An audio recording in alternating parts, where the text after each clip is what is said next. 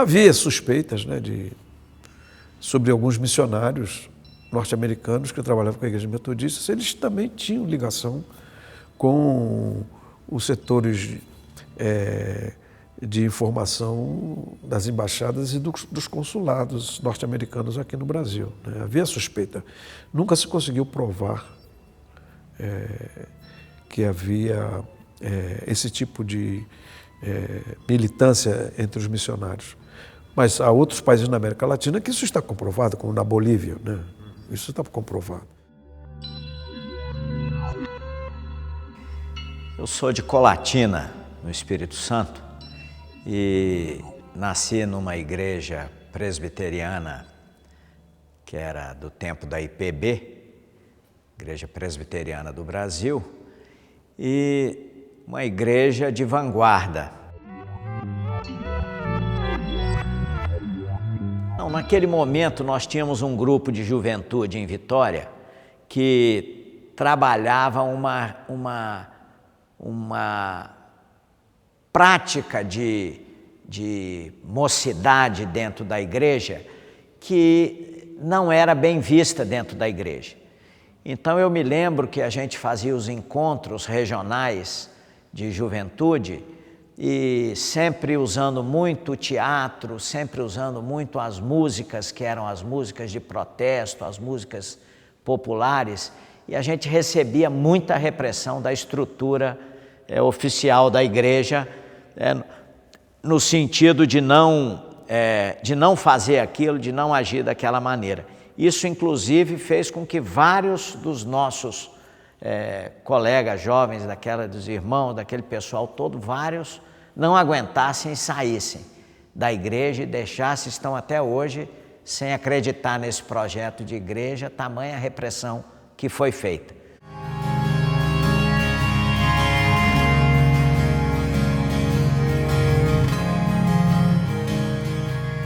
Nessa época eu ainda era membro ativo da Igreja Presbiteriana de Inhaúma. Me lembro assim das primeiras polêmicas que, de certo modo, que eu criei dentro daquele contexto, por conta de ser o filho do pastor da igreja de Inhaúma, né? Me lembro de debates em que eu questionei a construção do universo tal que contada na Bíblia, e aquilo causou um escândalo razoável. Papai veio discutir comigo, mas você precisa querer fazer essa polêmica toda, não sei o quê. Eu digo, bom, se estamos discutindo, ou seja, se tem nem lembro mais o que era o assunto da discussão. Eu sei que aquilo se tornou, então, pouco a pouco, eu comecei a me afastar da igreja e da religião, né? E isso não foi uma coisa assim, uma ruptura linear nem instantânea, foi um processo que, ao mesmo tempo, correu em paralelo com, digamos, com o meu engajamento na militância, né?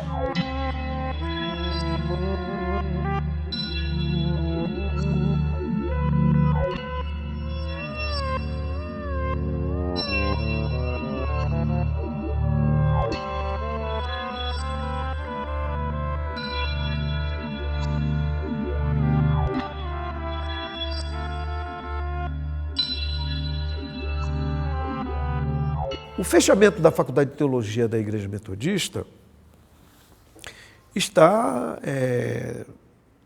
diretamente ligado, né, à atuação que os seminaristas, né, da Faculdade de Teologia estavam tendo no movimento estudantil aqui em São Paulo. Os bispos resolveram fechar a Faculdade de Teologia e expulsar os alunos porque políticos metodistas aqui em São Paulo teriam sido procurados por setores da repressão, dizendo que se a igreja não fizesse o trabalho dela, eles fariam o trabalho deles. Isso deixando bem claro que se eles não tomassem providência contra os alunos da Faculdade de Teologia, eles poderiam entrar na Faculdade de Teologia e prender os estudantes, sei lá, fazer o quê.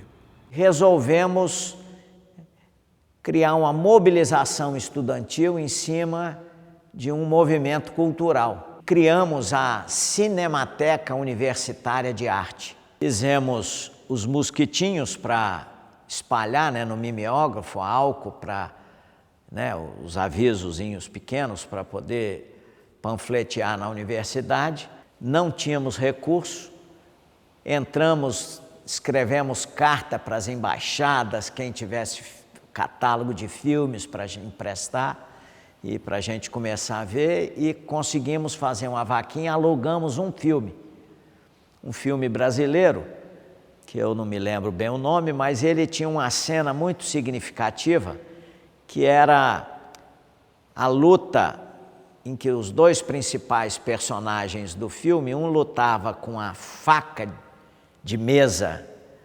grandona e o outro com um garfo. Era uma luta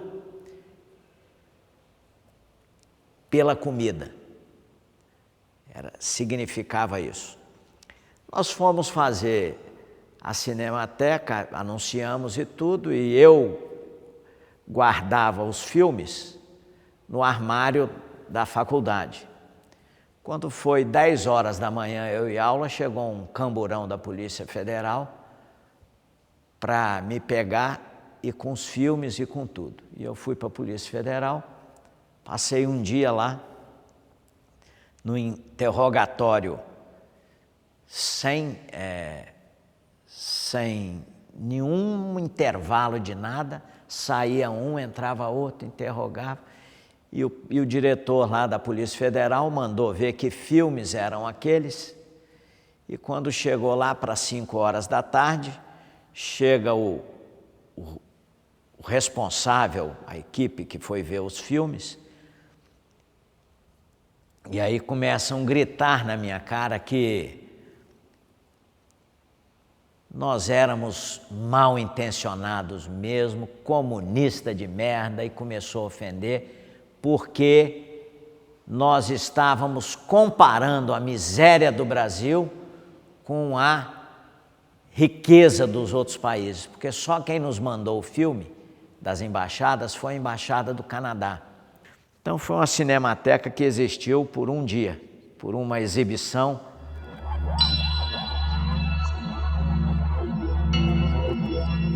Tem documentos, né, que eu peguei nos arquivos do DOPS, onde tem um documento do bispo Isaías Sucasas e o irmão dele, José Sucasas Júnior, que vão ao DOPS em 1968 e se oferecem para agirem, atuarem como informantes do DOPS.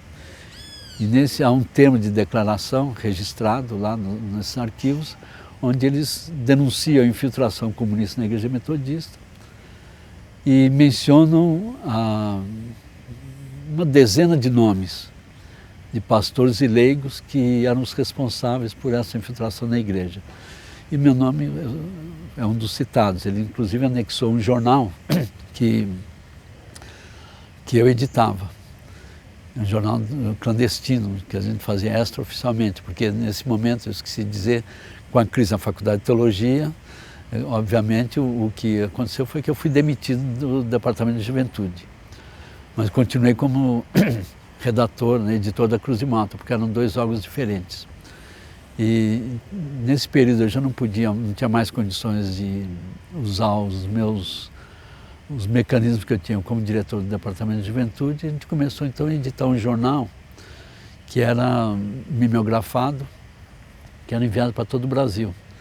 E aí eles fazem anotações, o bispo e o irmão dele, né, fazem anotações nesse jornal, dizendo que é comunista, assinala o meu nome como subversivo irrecuperável, coisas desse tipo.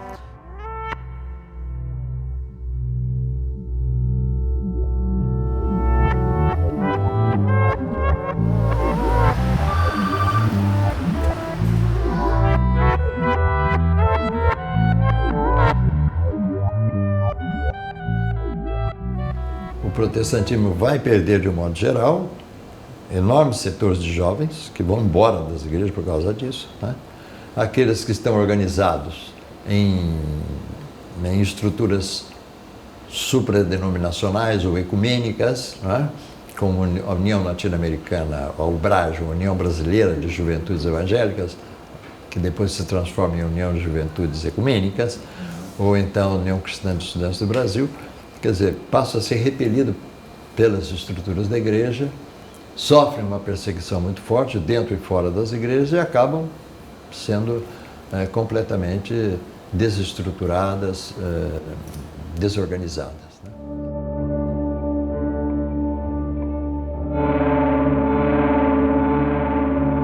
Quando a pessoa era trazida para o interrogatório, normalmente ele recebia um capuz preto na cabeça, lá na cela já. Ele era algemado com as mãos para trás e normalmente as primeiras torturas eram feitas através de uma máquina de choque. O primeiro dia de interrogatório fui torturado de manhã à tarde e grande parte da noite, que eram choques elétricos, pancadas, tinham o que chamam de cadeira de dragão. Os choques elétricos eram nas mãos, né? E chamado telefone, que é bater nos ouvidos ao mesmo tempo, né? Com a mão côncava assim, que é batendo com força, né? Era praticamente sentia um zuído insuportável na cabeça. O interrogatório continuava de acordo com um roteiro que geralmente era dado ao torturador por um oficial do Exército, aqui no caso da Operação Bandeirante. E o torturador normalmente que fazia o trabalho sujo nem sempre era um oficial do Exército ou alguém das próprias Forças Armadas. Geralmente traziam gente do DOPS, Polícia Civil, ou trazia gente da Polícia Militar. Muitas vezes torturadores que já estavam acostumados a trabalhar com a tortura a ladrões, criminosos, a presos comuns, né?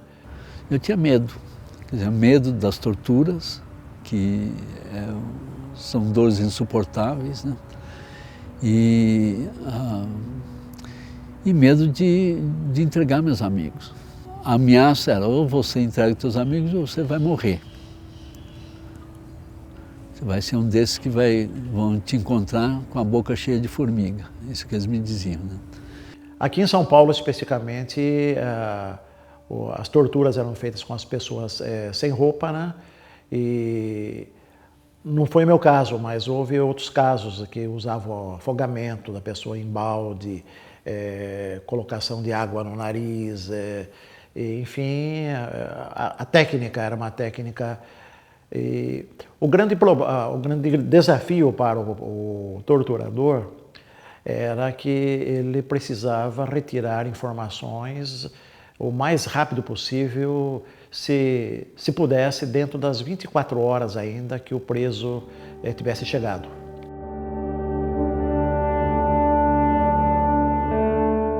Os torturadores eram dominantemente homens, né? Eles usavam essa nossa condição de gênero como também um instrumento, um mecanismo de tortura. Talvez nós, mulheres, tenhamos um pouco mais de abertura para falar dessas coisas, mas eu sei que os companheiros também foram torturados de formas terríveis. Cacetete no ânus, por exemplo, não é? Então isso, quando fazem isso, estão utilizando também de uma situação de gênero. Porque para um homem é uma coisa terrível, né? Ter um objeto sendo introduzido no ânus. E fizeram isso com muitos. E muitos morreram, né? Desse tipo de tortura. Durante 21 dias eu passei lá no DOI-CODE e fui torturado nos primeiros dias, uns 4, 5 dias diretos, uma semana direto, várias vezes por dia. Depois as torturas diminuíram e finalmente depois de 21 dias eu fui enviado para o DOPS. Foi quando eu para o DOPS fazer o processo formal, né, contra mim. Eu digo que eu falei que eu fui preso em 28 de fevereiro. Na verdade, não fui preso, eu fui sequestrado. Porque o DOI-CODE era um órgão clandestino da ditadura.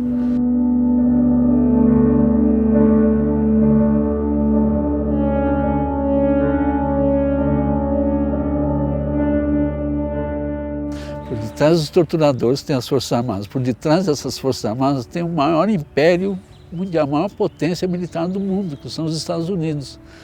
Quer dizer, com todo esse poder, eles têm que usar da tortura para me quebrar, porque eu sou mais forte, eu tenho condições de resistir.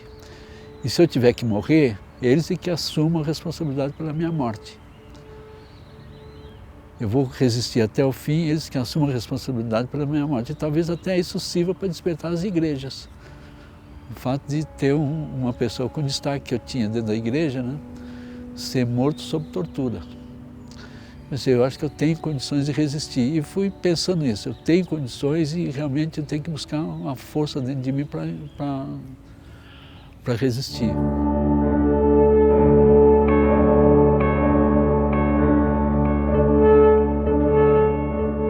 E essa força, que eu chamo de fé,